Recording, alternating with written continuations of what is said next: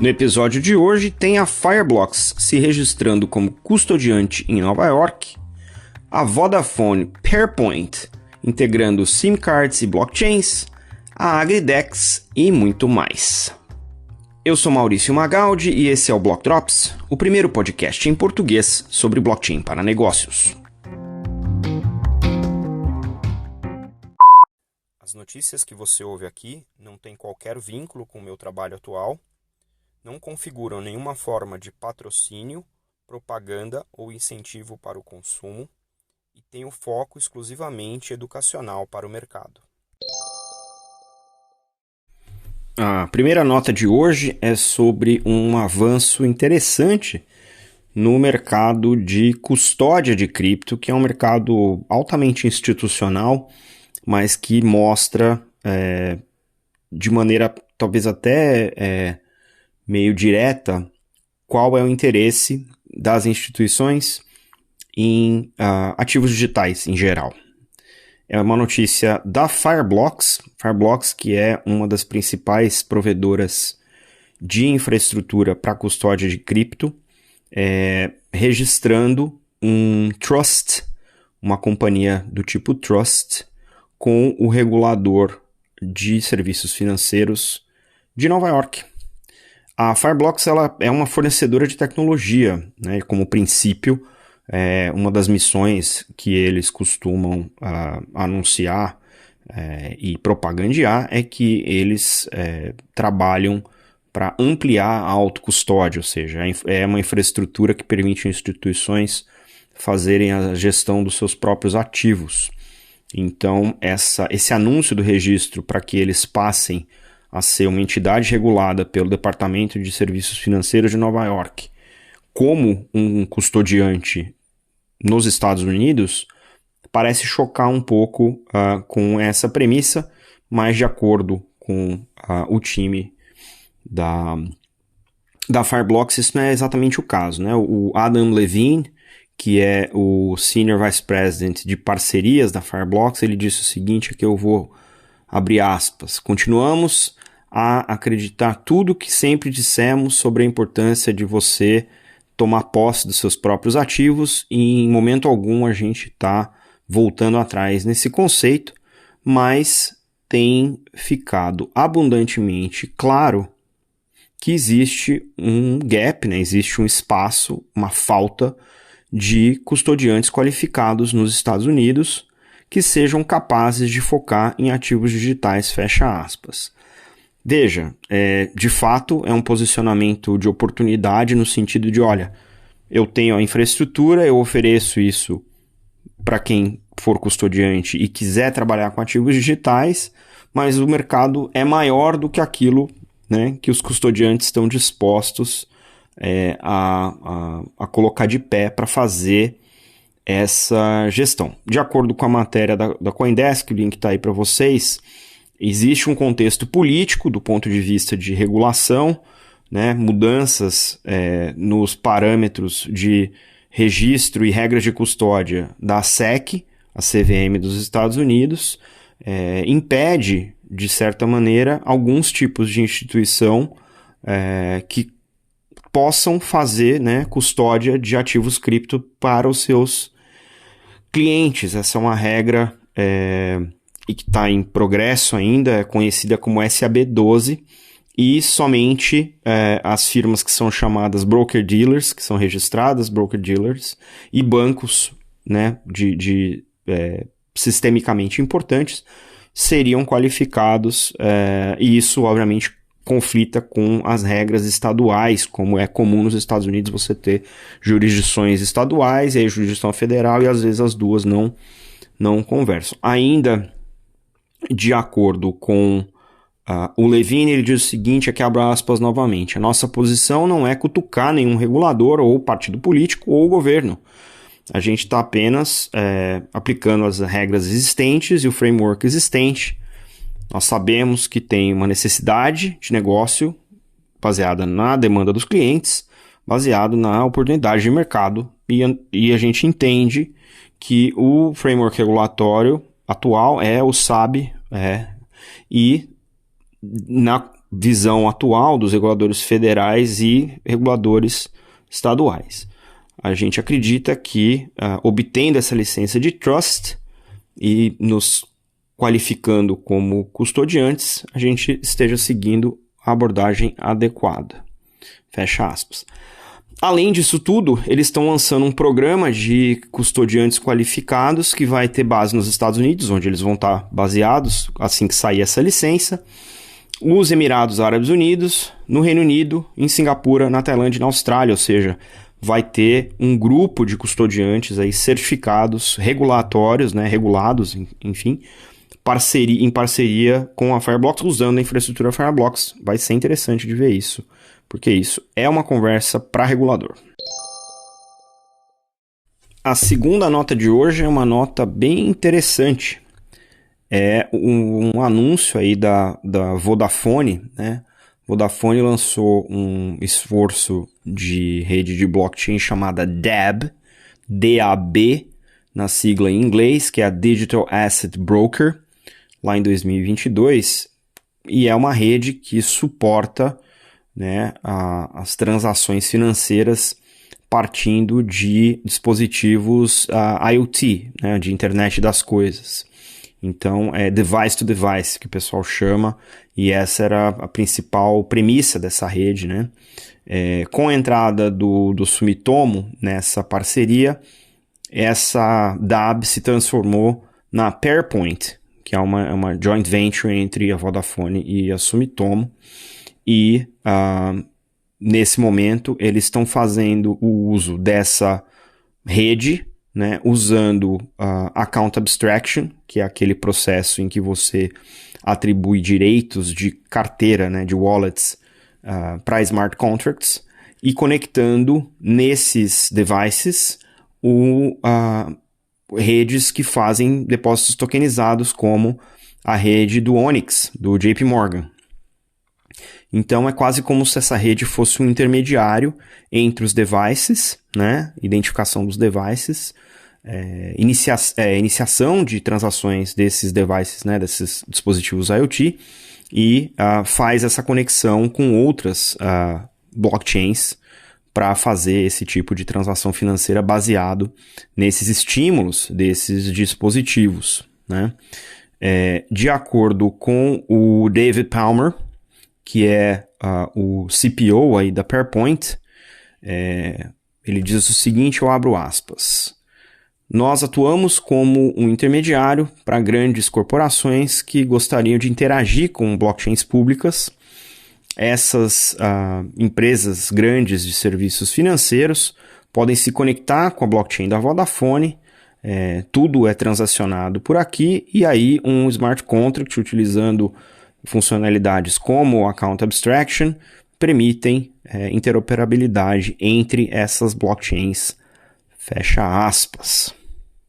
Uma coisa interessante também que aqui na entrevista o David Palmer cita é o potencial para utilizar os SIM cards, isso é que eu achei bacana, como o hardware que faz a segurança das carteiras dentro dos smartphones, né, e fazer a autenticação, né, com mais uma camada de software de identidade, fazer uma identificação dentro do SIM card utilizado pelo dispositivo IoT, e aí fica sendo como uma camada de identidade on-chain, garantida por um dispositivo hardware, que é exclusivo daquele dispositivo, né, e fazer essa integração entre o dispositivo, a identidade, e aí finalmente as transações financeiras. De acordo também com a nota aqui, os parceiros da Pairpoint que têm utilizado esse tipo de dispositivo, né, de usar o SIM card nos dispositivos para fazer essa identificação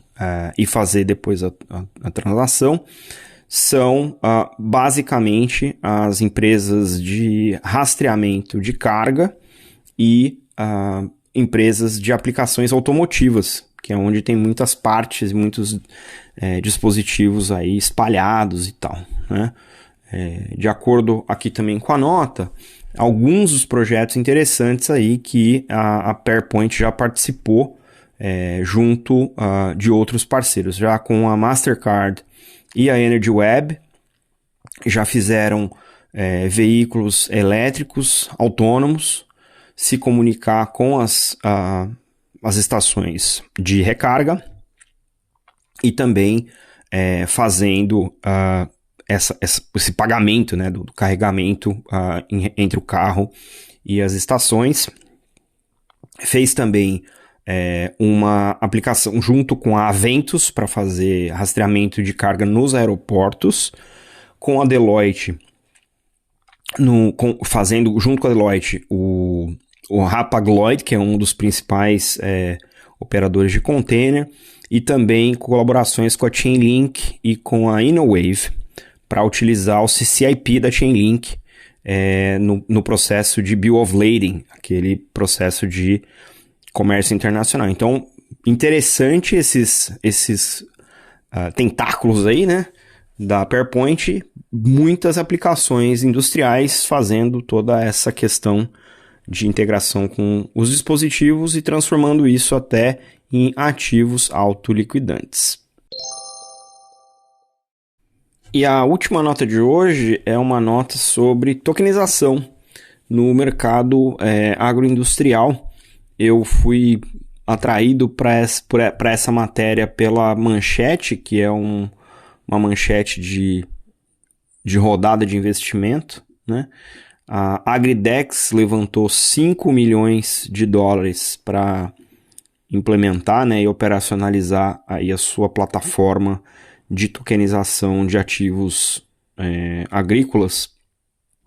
Mas o que me prendeu na matéria foi justamente o caso de uso, né? A gente já comentou aqui do caso de uso da AgroToken, que é uma startup argentina que opera na Argentina e no Brasil. Essa aqui é uma startup africana que está olhando para o continente como um dos alvos aí para esse mercado. A Agridex é uma plataforma que roda na Solana e a ideia aqui dessa plataforma é que se permita que vários tipos de produção possam ser comprados no marketplace, né? Então tem oferta e tem demanda, e quando a negociação é finalizada na plataforma, eles celebram esse contrato fazendo a emissão do contrato em um NFT, né? Num token não fungível com todos os dados aí dessa transação, né? E a partir daí tem todo o rastreio desse contrato, tanto do ponto de vista da produção, quanto do ponto de vista da entrega. Em geral, contratos celebrados, né, de commodities, assim, eles são celebrados e eles têm valor de mercado também, como o valor do contrato, né, da receita futura, tem a ver com a precificação do ativo subjacente, que nesse caso aqui vão ser as commodities. Então você tem a negociação desse contrato, então é possível que com esse NFT outros participantes, sejam eles, né, o próprio comprador ou o fazendeiro, né, o produtor, eles podem usar esse NFT em outras operações, sejam elas operações de garantia, sejam negociando esse contrato no mercado secundário para ter mais liquidez, né? Então é bem interessante esse formato, né, de contrato, que esse reflete um pouco do mercado financeiro tradicional, né, nas grandes bolsas de commodity, mas aqui você consegue abraçar e dar um pouco mais de liquidez, inclusive para cadeia produtiva. Aí nós estamos falando não só dos fazendeiros, né, dos produtores, mas também dos fornecedores, né, os laboratórios de amostra, os veterinários, os processadores da commodity, os empacotadores, até os reguladores e os departamentos jurídicos dos envolvidos podem ter um pouco mais de transparência nessa cadeia, e aí envolve distribuidoras, né, de sementes, implementos e outros tipos de insumos para produção, até o varejo, né, os compradores disso no varejo e as lojas onde se distribui. Então dá para ter não só o contrato da commodity ali registrado, mas também a rastreabilidade daquela commodity, daquele contrato, né? Isso, obviamente, olhando para a blockchain, custo mais baixo do que negociar nas bolsas, negociação instantânea, você tem transparência, então é obviamente uma redução aí no potencial de fraude, e a AgriDex também está montada em cima de uma governança descentralizada. Eles têm a AgriDex DAO, que vai ser estabelecida para poder fazer a gestão, né, desse processo e também dos membros participantes aí, né? Então, muito moderno, assim, por assim dizer, trazendo isso, né, para a África, bem no mercado, o mercado de tokenização que está ganhando cada vez mais relevância.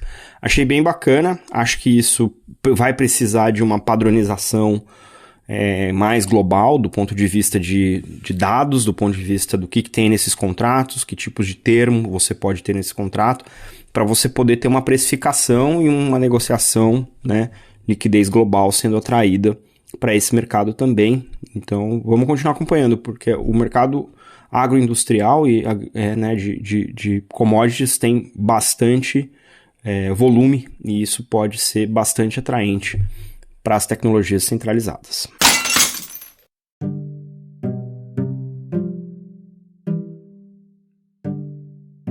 E numa semana cheia de notícias, tem muito mais. A MetaMask anunciou o lançamento da Smart Transactions. Essas são transações especiais que permitem aos usuários economizar com o custo de transação. O banco JP Morgan anunciou que planeja abrir a sua plataforma Onyx para aplicações de terceiros, impulsionando assim o processo de tokenização. O dashboard de stablecoins da Visa apontou apenas 10% de transações iniciadas por usuários no mês de abril e deu margem aí a bastante controvérsia no mercado. A Celo, uma blockchain Layer 1 compatível com Ethereum, teve a sua comunidade ratificando o plano de utilizar o stack da Optimism para se tornar uma segunda camada na rede Ethereum. As corretoras Binance e KuCoin ganharam aí o seu direito de registro na Índia, junto ao órgão local, o regulador local, de prevenção à lavagem de dinheiro. Essa semana, de 13 a 15 de maio, vai acontecer o Ethereum Rio, um evento no Rio de Janeiro que vai ser lá no Porto Maravalli. Se você estiver no Rio, vale a pena conferir. O meu amigo Gustavo Cunha está lançando dia 13 na Livraria da Vila, do Shopping JK Iguatemi, seu novo livro chamado A Tokenização do Dinheiro, lá em São Paulo. Também se estiver em São Paulo, vale a pena conferir. E eu vou fazer um AMA, Ask Me Anything, sobre o projeto Midnight, junto com o time da NIM, o projeto NIM de privacidade de dados. A gente vai falar essa semana, dia 15, às 5 da tarde, horário GMT, 6 do horário de Londres e 3 da tarde do horário do Brasil.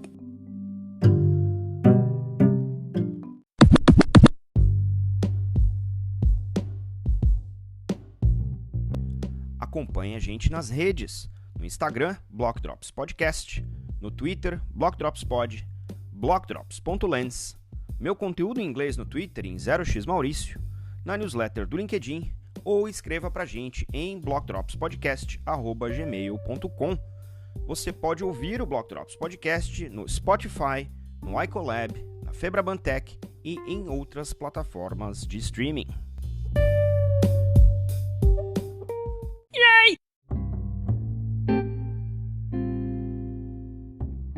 E os salves de hoje, para quem compartilhou os links que você encontra na descrição do episódio, vão para Anthony Day, Clarice Ragege, Antônio Neto, Cássio Gusson, Gustavo Cunha e Cláudia Mancini. Não se esqueça de deixar também as estrelinhas no seu tocador favorito. A gente fica por aqui. Stay rare, stay weird, LFG.